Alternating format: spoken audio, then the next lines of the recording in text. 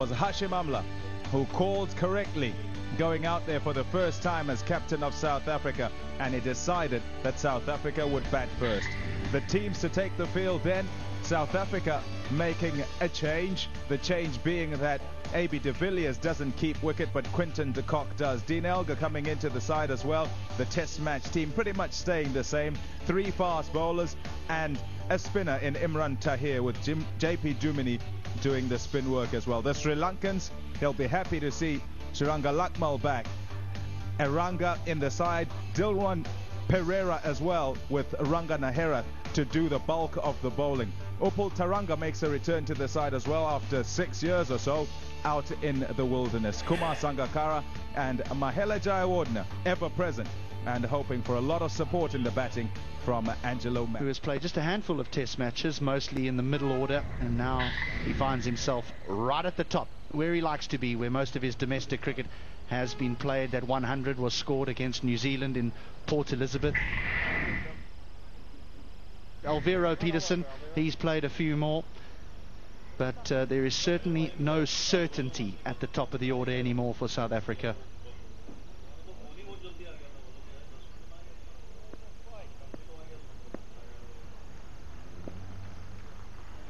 And here's the first ball. Just a hint of swing up front.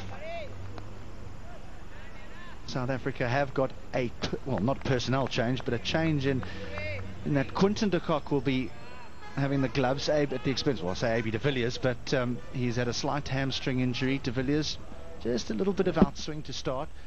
De Villiers had a slight hamstring injury in that one-day international, and now so he will just bat at number 5, and Quinton de Kock will be the man that keeps wicket for South Africa.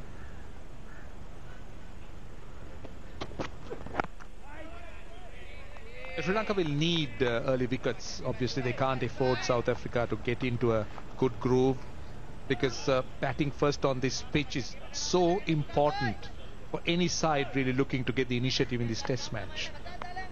You wouldn't want a team, well, Hashim Amla is captaining for the first time, a big moment for him. He's been in the form of his life on this tour. He got 100 at Moratuwa in that practice game, then back-to-back hundreds, got a 40 in that last game.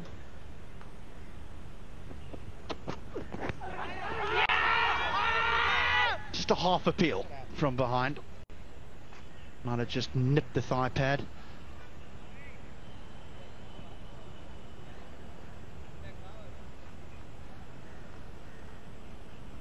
Yeah, that ball was going down the leg side. I think touched his thigh pad or pad. It's more in hope than anything else. I think it was just brushing the top of the pad or the thigh.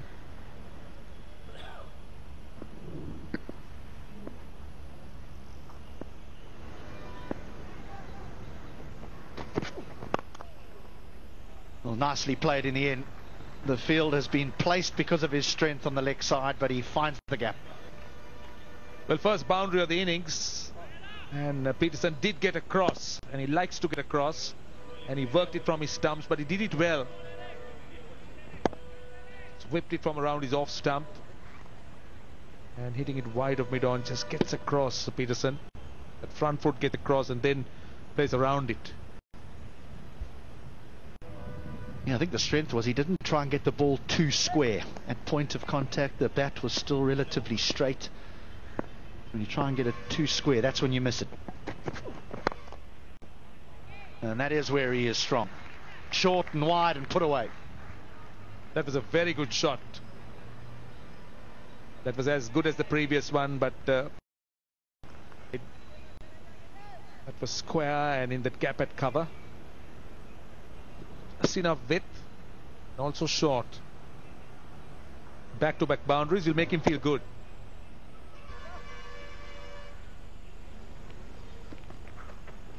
Down the track, and nicely played. That's good stuff. That's what you've got to look to do against the spinners initially, I guess, to see that they don't settle in.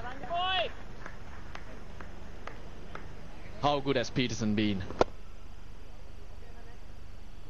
Just had a look. Couple of balls have been enough to realize that there's not going to be any spin.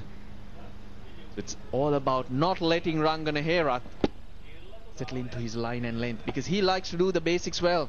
This is a very good batting from South Africa. Nice shot. De Noga square of the wicket. It's going to be a bit of a teaser and he's going to go for a boundary.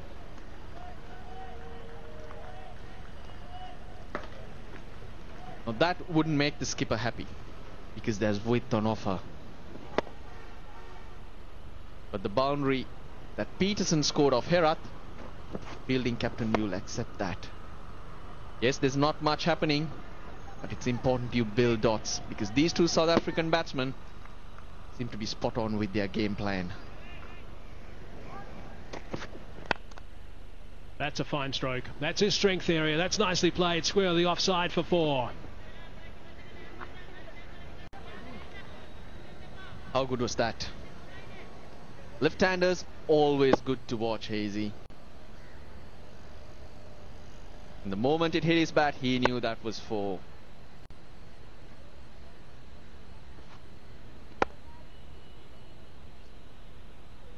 No, it's not a length that Angelo Matthews will fault Eranga with. Early in the innings, try and get it swinging. You have to try and be much fuller, but it's the line that's in question. Good shot, this one down the ground. That's a nice sign that you're moving well. Lovely way to sign out that over, and it's a big over as well. 14 from it, 36 for none.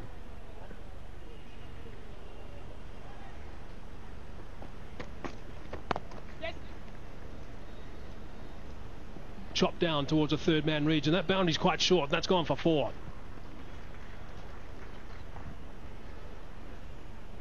Value for your shots. That's what Gaul is offering at this stage for the batsman. But he's watched it all the way. Knew exactly what he was doing, De Noga.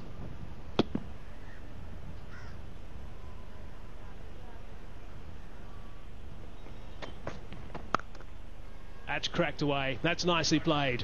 He's going to bank that boundary. No margin for error. De Noga on the offside, whether on the front foot or the back foot. Very impressive. If he can play shots like this, you'll wonder why Peterson is advancing down the pitch.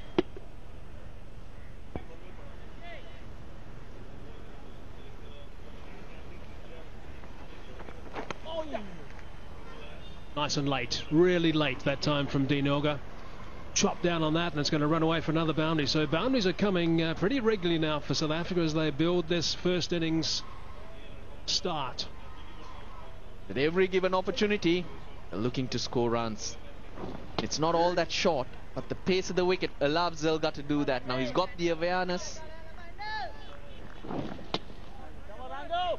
he's quick on his feet.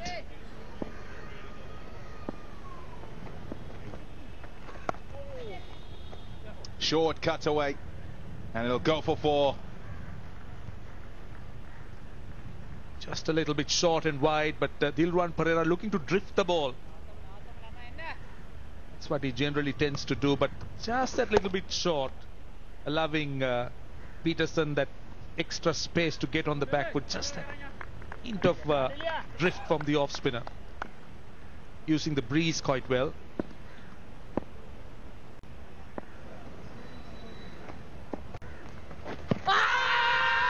Big shout, huge shout, and it gives it out in the end. Oh dear. It's the off spinner. And the question here is, does that touch leg stump as it goes? Because that would have been what Kettleborough would have been thinking about. It looked like it might be sliding, but he's given it out, remember? So he's reviewed it. Peterson didn't like it at all. He was in fact quite surprised. Well, he took his time. That should be all right. That should be all right. Well, easy clipping. I think it went straight on. Question is it clipping? If it is clipping, it's the umpire's call. Well, it certainly wasn't the off spinner. It was the one that goes sort of straight on. It just slid. And that's working against Alvaro Peterson.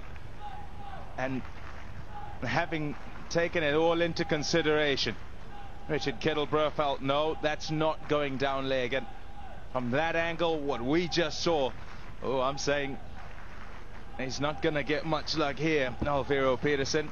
Let's check if he has got a touch on it. Don't think so.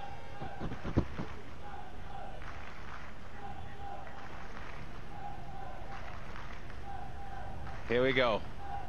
Oh, that looks like it might miss. No, it's not. It's not missing. It's just touching the stumps.